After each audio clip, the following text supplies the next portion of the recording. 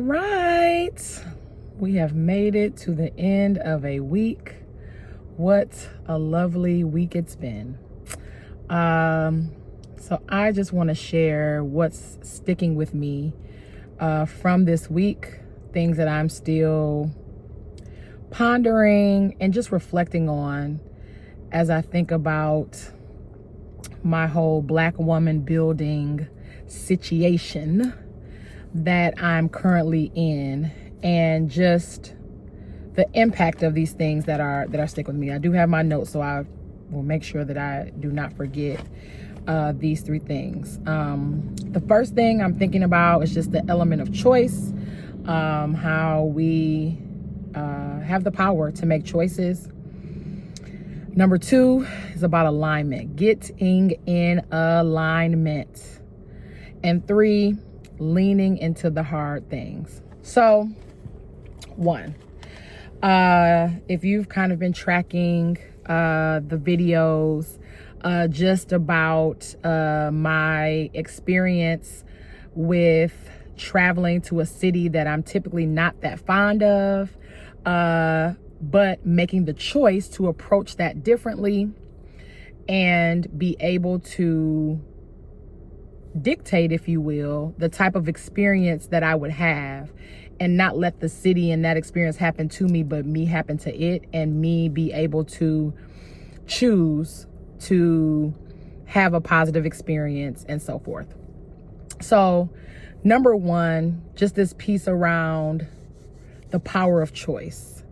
I think this is so important, especially for Black women, as we think about how we navigate this world. Sometimes I think that we feel that we may not have another choice, or we might just have to endure because there's nothing different to lean on or choose.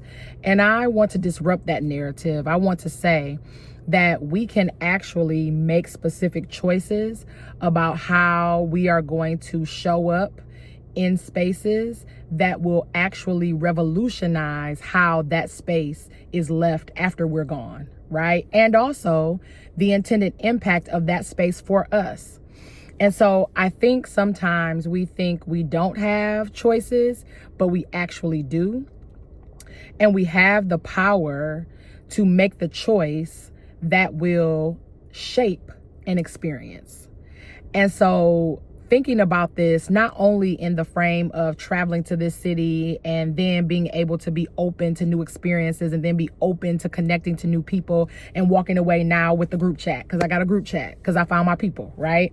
Not only that, but thinking about this in other terms as well. How many times have we been going to a meeting that we weren't necessarily looking forward to, and we show up like, dang, I really don't want to even be here. Like, I'm just trying to do what I got to do, right? To show up and not get fined. But I wonder what would happen if we made a choice to say, you know what, I am going to show up this way. I am going to intend for this meeting to go this way. What kind of choices can we make proactively? I also think about this, also as I'm talking, is making me think about the work that I did with leaders in Dubai, right? Where we were talking about how do, we know certain things are going to come up as school leaders in our schedule, right? If we know that they are coming, why not proactively plan for them to arrive, right?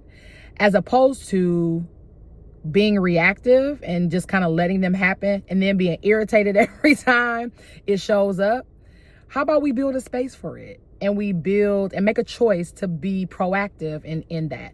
So I think that the power of choice, I'm thinking about how it's not only just in this thing around choosing to be open and in a receiving space in this new city, but how does that look across so many different arenas for me? Secondly, alignment. Baby, this one got me this week.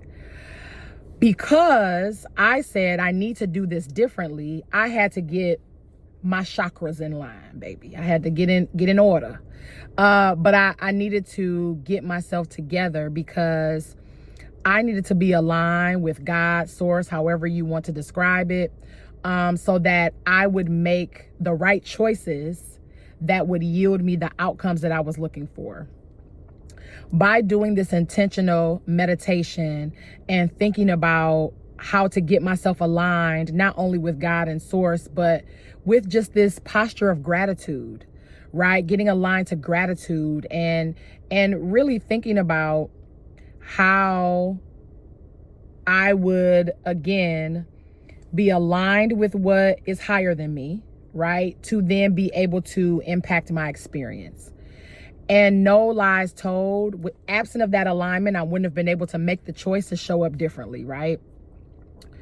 So I think that it is so important when we think about aligning with what we want, aligning with the type of experiences that we want to have, aligning with the type of energy that we want to bring to a space.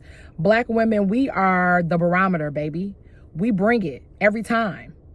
And so we have to be very aligned so that we are able to impact the energy in a way that is positive and will leave the space better than it was when we started. And so just this idea of alignment, this is not the last time I'll talk about alignment. Because I'm continuing to process and ponder, I just think that alignment is so key, right? Like it literally is so key. So then, okay, so we've got the choice, the alignment, right? And just making sure we're operating and moving in that alignment. And then my third reflection has to do with leaning into the hard things. Listen, I'm going to use this example because it was just today. So I am preparing for my first keynote that will take place in Sofia, Bulgaria, at the CISA conference for educators. I think 300 plus folks are registered. And I looked at the schedule and I am the first keynote speech. And get this, it's on my birthday. Not a coincidence. I don't believe in coincidences. So all that to say, I had a call with my mentor, who is also my speaking coach, because she's done tons and tons of keynotes. And I was a mess. I had psyched myself out and hyped myself up with all of this negativity, right? Like I was somehow blocking my ability to be able to lean into this thing. I was overthinking. I was like, okay, I know what I kind of want to talk about. I know the stories, I know this, but there was something blocking. And I didn't have it all figured out when I got on the phone with her. I didn't have it all packaged nicely. I showed up on that call in tears, crying, saying this is hard and I just don't know what to do. And maybe I'm sitting here trying to process. She just let me talk, right? And let me kind of process. And I'm like, so I just said, so my fallback is that I go to like a system. What is the system I need to use for this? What is the structure, right? What's my 5-point process, right? I was trying to overly process this or systematize it in a way to like I could follow steps. But the way that she just allowed me to process, but then also was like, I want you to tell me about your keynote in the sense of you are someone that attended your keynote and you're telling someone else about it. All very conversational. I was able to talk about the whole keynote, like, yes, and Lindsay said this, so talked about myself in the third person. I should know that better than this, but talked about myself. Well, Lindsay did this and she shared this and all of this. So I did it in that tense. And then she had me just talk about it in the sense of me telling her about it. Like, oh my gosh, I just gave this keynote and this is what happened. And this is what I talked about. And so the way that it disarmed me, the way that it reminded me that I do know what I'm talking about. This is my story in my voice. Again, I had gotten myself up. I don't know what it was, but to the point where I was literally blocked and could not even go beyond doing two things with it. to then being able to essentially have 2 key moments where I essentially said the speech and did it with her in that moment. So what came out of me for that? So lean into the hard things, but allow yourself to show up authentically, and don't be trying to put on all these masks and try to cover up and like, no, because had I done that in that moment today, I would have never been able to get her honest support and feedback about how I should approach this, right?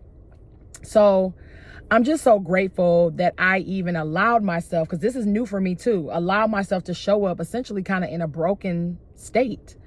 And then for her to be able to then navigate it. She didn't like try to preach me down. She didn't like she was like, no, I understand keynotes can do this and X, Y. So she was very calm, and then just was like, well, let's try these different approaches. And I'm just so glad that she was led to handle it the way that she did, because now I feel 1,000,000% better. And the biggest takeaway that I have from this piece around preparing for my keynote is this: I get to lean into my story because it's mine, and I get to use my voice to tell it. I'm not cleaning it up. I'm not trying to sound or be like anyone else. This is my story. And our stories are powerful. They free people, right? They help people feel seen. They help people to know that they are not alone and that they can do this same kind of reflective work too. And what I'm covering is not anything easy to talk about, right? It is causing me to face a lot of things and talk about some reckonings in my own leadership practices that I still have to face every single day. But again, my first keynote is something where I get to be me fully and talk about me, not about my school that I led, not about, the things that I do for work. I'm talking about me and my experience, and I'm storytelling. And that is so powerful to me. Many more of us need opportunities to tell our story. And Black women's stories, they are powerful. They are needed. They, again, help people to feel seen and validated. And it is my intent and goal that I will do just that by simply sharing my story. So this week has been a great one. Sorry that I'm coming to you from the dark car. You see it's increasingly going down. I just didn't want my dogs to be barking and in a tizzy while I was trying to record, because I needed to do it in one take. You heard? So yes, grateful for this week, grateful for the week ahead, and continuing to just think about the power of our choices, also getting in alignment and leaning into the hard thing so that we are able to show up with authenticity, push past what's hard, and be successful. All right. See you next time.